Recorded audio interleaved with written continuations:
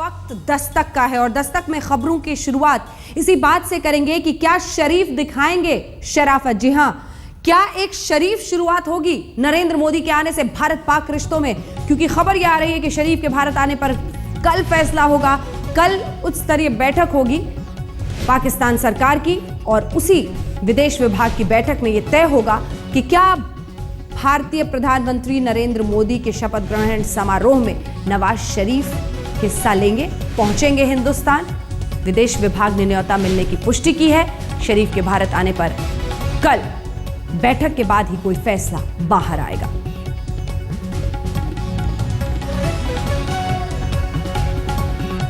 आज सुबह से ही यह खबर सामने आ रही थी कि नवाज शरीफ दरअसल आना चाहते हैं शपथ ग्रहण में, लेकिन इस बीच वहां की सेना क्या सोचती है, क्योंकि पाकिस्तान एक नहीं तीन है। एक तरफ लोकतंत्र में चुनी हुई सरकार, एक तरफ सेना, एक तरफ आईएसआई। किसकी चलेगी, इसी पर अब है नजर। इस बीच आपको बता दें, कल इस पर अंतिम फैसला होना है। क्या मोदी के शपथ ग्रहण में आएंगे पाकिस्तान के प्रधानमंत्री नवाज शरीफ? मोदी के शपथ ग्रहण के साथ ही क्या हिंदुस्तान पाकिस्तान के रिश्तों की एक नई शुरुआत होगी? शपथ ग्रहण में पड़ोसी मुल्कों के राष्ट्राध्यक्षों को न्योता देकर मोदी ने शपथ से पहले ही एक बड़ा कूटनीतिक दांव खेला है। खबरें हैं कि मोदी के न्योता पर नवाज कल फैसला लेंगे, जैसा कि हम आपको बता रहे हैं।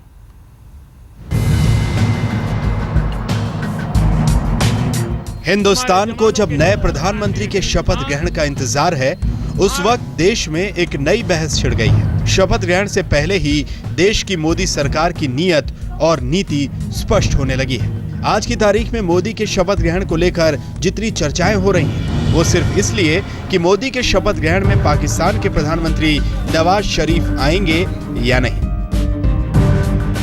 मोदी ने शपथ ग्रहण से पहले ही जो दांव खेला है, वो क्या पड़ोसी मुल्कों में हिंदुस्तान को सिरमौरी बनाएगा? मोदी के शरीफ दांव पर हिंदुस्तान में छिड़ी बहस की वजह भी है, क्योंकि मोदी के शपथ ग्रहण में पाकिस्तान के प्रधानमंत्री नवाज शरीफ का आना ठीक उसी तरह हिंदुस्तान पाकिस्तान के बीच नए रिश्ते का आगाज माना जाएगा, जैसा अब से 19 साल पहले अटल बिहारी वाजपेयी की सरकार में हुआ था। ये अलग बात है कि उस वक्त इस रिश्ते का अंजाम कारगिल की जंग तक पहुंच गया था।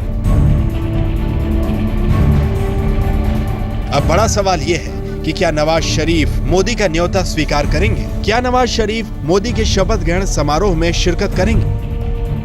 सूत्रों के मुताबिक नवाज शरीफ की नीयत तो है कि मोदी के शपथ ग्रहण में शिरकत करें, लेकिन दुविधाएं भी साफ दिख रही हैं और यही वजह है कि फैसले लेने में भी देरी हो रही है। पाकिस्तान को छोड़कर तमाम सार्क देशों के राष्ट्राध्यक्षों ने मोदी के शपथ ग्रहण समारोह में आने का न्योता स्वीकार कर लिया है, लेकिन पाकिस्तान के प्रधानमंत्री नवाज शरीफ मोदी के न्योते पर फैसला कल लेंगे। पाकिस्तान के विदेश विभाग के सूत्रों के मुताबिक कल सुबह पाक सरकार की बैठक होगी और साफ होगा कि पाकिस्तान के प्रधानमंत्री नवाज शरीफ मोदी के शपथ ग्रहण में शिरकत करते हैं या नहीं। वैसे पाकिस्तान के विदेश विभाग ने इस बात की पुष्टि तो कर दी है कि हिंदुस्तान का न्योता मिल गया है। Decision whether the Prime Minister would attend or not will be taken. Nawaz Sharif को न्योता भेजने के लिए मोदी के दांव को उमर अब्दुल्ला, महबूबा मुफ्ती, लालू समेत कईयों ने सही ठहराया, लेकिन कांग्रेस ने सवाल उठाए हैं कि जब ऐसा करना ही था तो पहले बवाल क्यों मचाया? हमारे जवानों के जो सर काट दिए गए थे और उसके बाद भारत के विदेश मंत्री जयपुर जाकर के पाकिस्तान के मेहमानों को बिरयानी खिला रहे थे। अगर नवाज शरीफ जी ये इनविटेशन को एक्सेप्ट करके दिल्ली आए तो ज़रूर उनको चिकन बिरयानी खिलाना चाहिए। हाँ। क्योंकि आपको याद है कि नरेंद्र मोदी हमें ये आरोप दिया कि जब हमारे बॉर्डर में कुछ इंसिडेंट्स हो रहे थे और कांग्रेस पाकिस्तानी प्रधानमंत्री को चिकन बिरयानी खिलाया। बात यह है कि डिप्लोमेसी में ये सब करना पड़ता है और एक चीज़ है कि अपोजिशन में रह के बहुत चीज़ें बोलना बहुत आसान है। हम भी कहने वाले होंगे शायद ये आइंदा या आगे ये 5 साल में, लेकिन सरकार में जो जिम्मेदारी है एक सरकार को और जो फॉरेन रिलेशंस मेंटेन करने की ज़रूरत है, ये तो अलग बात होती है। नरेंद्र मोदी 26 मई की शाम 6 बजे हिंदुस्तान के प्रधानमंत्री के तौर पर शपथ लेंगे। पूरे हिंदुस्तान की नजर शपथ ग्रहण पर रहेगी, साथ ही इस पर भी नजरें तेज होंगी कि आखिर विदेश नीति को लेकर मोदी के पहले मास्टर स्ट्रोक का अंजाम क्या होता है। आज तक ब्यूरो। भारी संख्या में मेहमान आने वाले हैं शपथ ग्रहण समारोह में, 3000 के आसपास लोग। इससे पहले राष्ट्रपति के प्रांगण में सिर्फ दो, एक तो चंद्रशेखर, अटल बिहारी वाजपेयी, 2 लोगों के लिए शपथ ग्रहण का इंतजाम किया गया था। इस बार मेहमान नवाजी की इस लिस्ट में कौन कौन है, ये सब आपको विस्तार से बताएंगे। लेकिन उससे पहले आपको बताएं, शपथ से पहले ही मोदी के सबसे बड़े कूटनीतिक दांव ने विरोधियों को भी वाह वाह करने पर मजबूर कर दिया। मोदी के न्योते पर नवाज शरीफ आएंगे या फिर नहीं, नवाज शरीफ शराफत दिखाएंगे या नहीं, लेकिन इतना तय है कि शपथ ग्रहण के लिए भेजे गए न्योते को लगभग सबने सही ठहराया है। नवाज शरीफ क्या फैसला लेते हैं, इसका अब है इंतजार। इस बीच सार्क देशों के राष्ट्राध्यक्षों को नाम आमंत्रित किया था। कौन कौन आ रहा है ये आपको बता दें। सबसे पहले नवाज शरीफ, प्रधानमंत्री पाकिस्तान। मोदी के न्योते पर नवाज शरीफ कल अपना अंतिम फैसला लेंगे, तो अभी जरा सा इंतजार इसके लिए करना होगा। इधर हामिद करजई, राष्ट्रपति अफगानिस्तान, शपथ ग्रहण में होंगे शामिल। पहले से ही इन्होंने अपनी हामी भर दी है, तो इनका करना होगा इंतजार। वैसे भी अफगानिस्तान और हिंदुस्तान में रिश्ते अच्छे रहे हैं। इसके अलावा अब जरा श्रीलंका की बात कर लेते हैं। महिंदा राजपक्षे शपथ ग्रहण में आएंगे। हालांकि याद रखिए, वाइको और अब तो जयललिता दोनों ने ही इस पर आपत्ति जाहिर की है। वाइको ऐसे ही एनडीए में अब साथ देने को तैयार हैं। बहरहाल इधर शेख हसीना, प्रधानमंत्री बांग्लादेश, शेख हसीना विदेशी दौरे पर हैं। उन्होंने कोशिश की थी लेकिन उनका आना मुमकिन नहीं हो पा रहा है। स्पीकर यहां से बांग्लादेश से शामिल होंगे, राष्ट्राध्यक्ष को रिप्रेजेंट करते हुए, उनका प्रतिनिधित्व करते हुए। तो इसके बाद प्रधानमंत्री भूटान शेरिंग तोब्गे शपथ ग्रहण में शामिल होंगे, इस बात की उन्होंने पुष्टि कर दी है।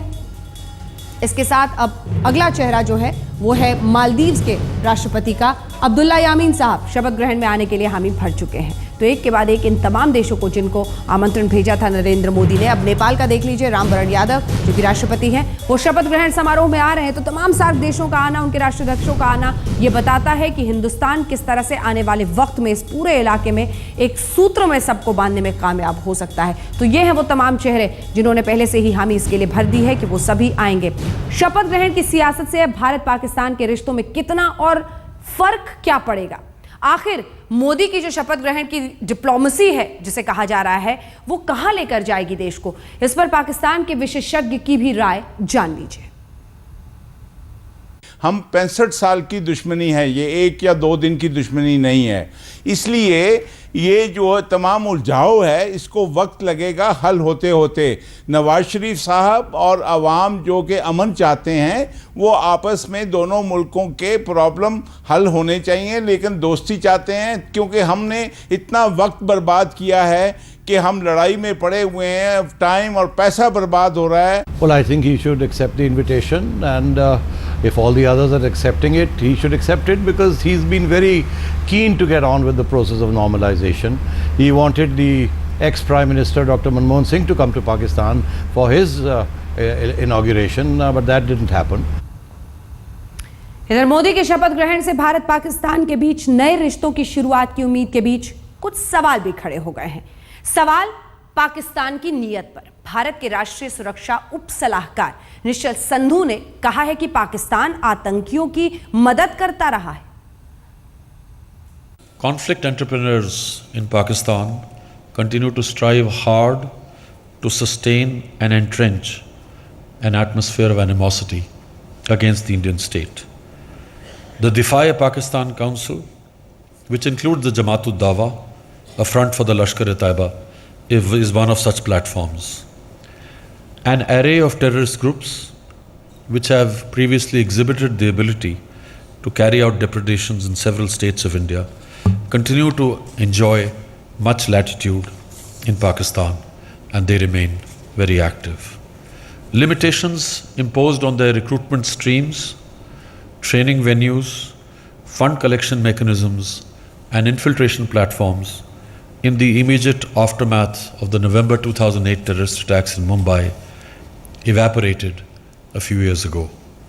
Sections of the state apparatus continue to extend support to these groups. तो भारत पाक रिश्तों की सियासत एक बार फिर से चरम पर, एक बार फिर से वो तमाम सवाल की एक तरफ पाकिस्तान की नीयत कुछ और है, दूसरी तरफ वो दिखाना कुछ और चाहता है। लेकिन इस बीच एक रिश्ता ऐसा जो इन सब से बेहद दूर रहता है, इसीलिए 2 तस्वीरें जरा आपको दिखाते हैं। इन 2 तस्वीरों में कैद है एक ऐसा रिश्ता जो बताता है कि बेटा कितना भी बड़ा बन जाए, माँ की आंचल की छांव में जब वो पहुंचता है तो तस्वीर बिल्कुल अलग होती है। एक सख्त, एक बहुत ही बड़ी शख्सियत बन चुके हैं नरेंद्र मोदी, लेकिन वो बेटा जब मां के सामने आया तो बिल्कुल उसी अंदाज में मां ने प्यार किया जैसे शायद बचपन में करती थी। सिर पर हाथ रखा, आशीर्वाद दिया, मिठाई खिलाई, मुंह पोंछा, 101 रुपए शगन के भी दिए।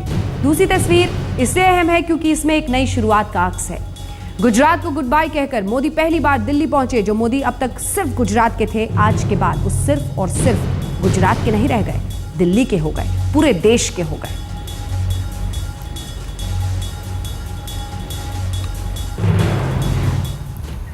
बतौर मुख्यमंत्री मोदी का इस्तीफा कल ही हो गया था।